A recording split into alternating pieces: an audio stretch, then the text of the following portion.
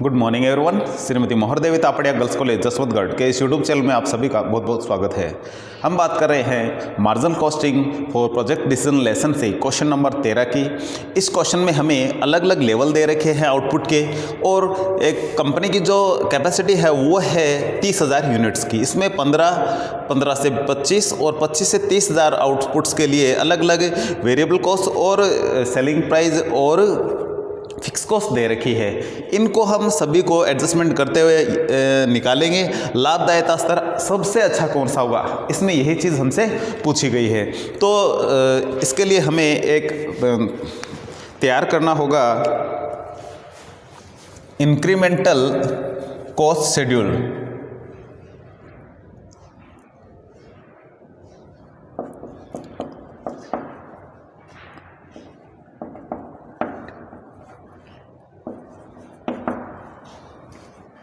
Incremental differential cost, incremental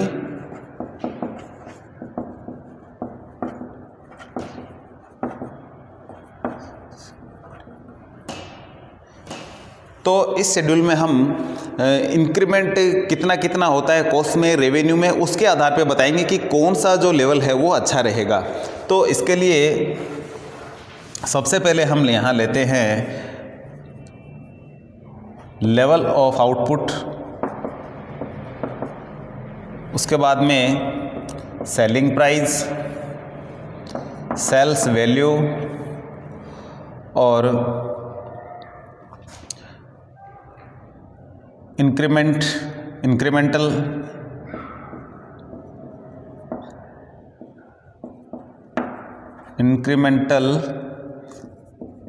sales revenue. इसके बाद में हम लेंगे फिक्स कॉस्ट, उसके बाद में हम लेंगे वेरिएबल कॉस्ट, उसके बाद में हम टोटल कॉस्ट और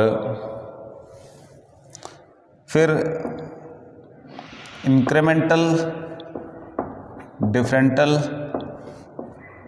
कॉस्ट आ जाएगी इसमें कि इंक्रीमेंट कितना होगा, इसमें कितना डिफरेंस हम निकाल के दिखाएंगे। इंक्रीमेंटल कॉस्ट ले लेते हैं टीसी,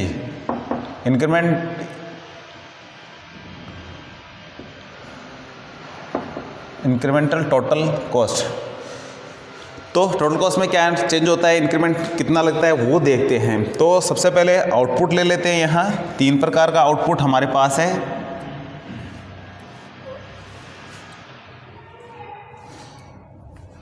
सबसे पहले 15,000, फिर 25,000 और फिर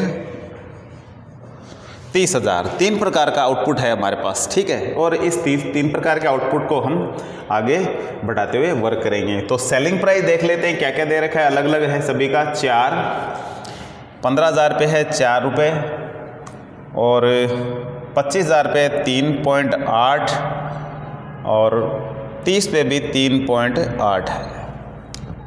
सेल्स वैल्यू क्या होगी, इसको इससे मल्टीप्लाई कर लेते हैं। 15 को 4 से मल्टीप्लाई करेंगे तो आएगा यहाँ 60,000।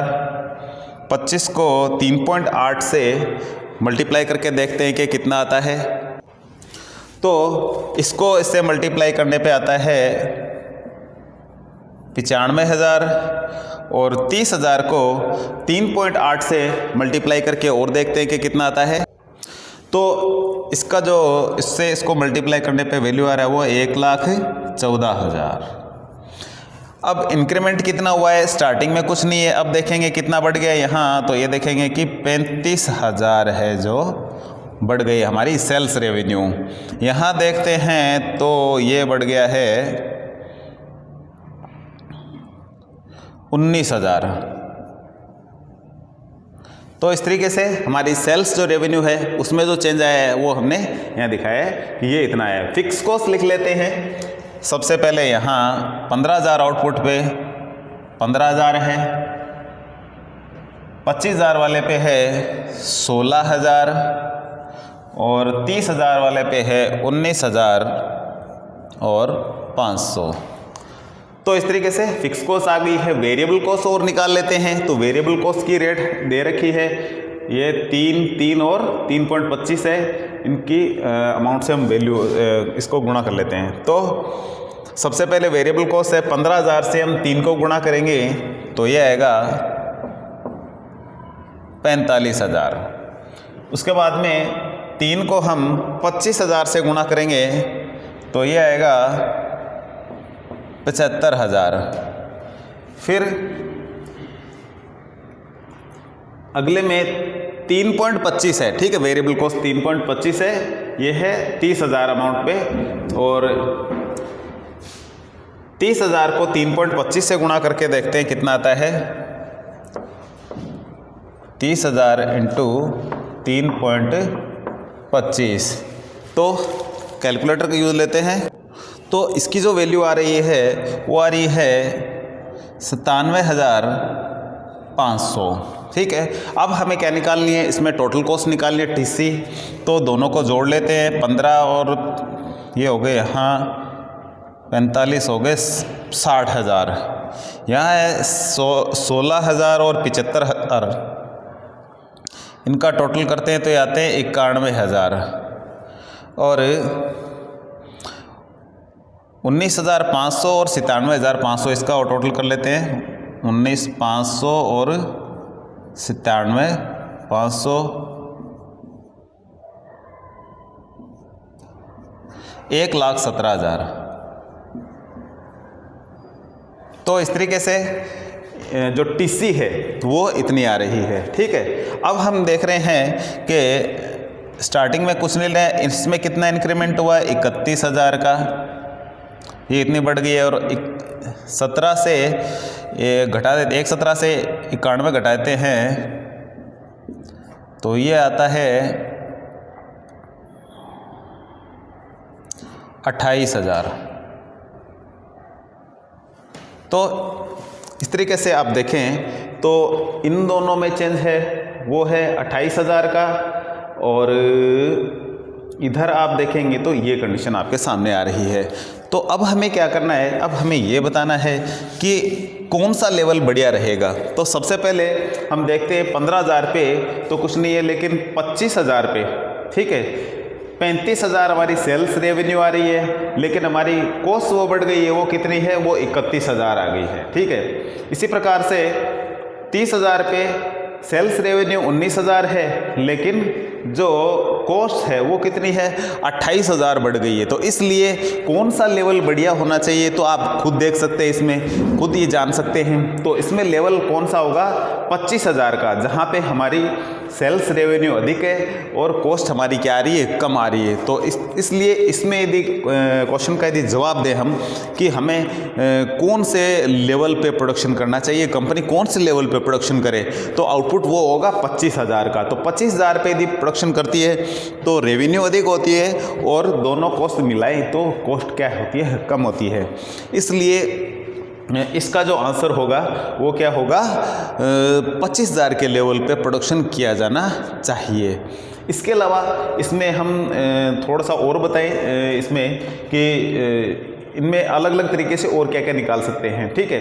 यदि बात करें कि 15,000 पे क्या हो रहा है, तो 15,000 पे हम यदि निकालें तो 15,000 पे 60,000 तो हमारी सेल्स रेवेन्यू है, ठीक है। और टोटल कॉस्ट यदि बात करें इधर 15,000 पे तो वो 60,000 है। तो हमारा लगभग बैलेंस बराबर सा हो रहा है, ठीक है। यहाँ कोई प्रॉफिट नहीं हो रहा है, जितनी कॉस्ट है उतनी हमारी क्या है, लागत आ रही है, ठीक है। जितनी कॉस्ट है हमारी उतना क्या है, हमारी सेल्स हो रही है।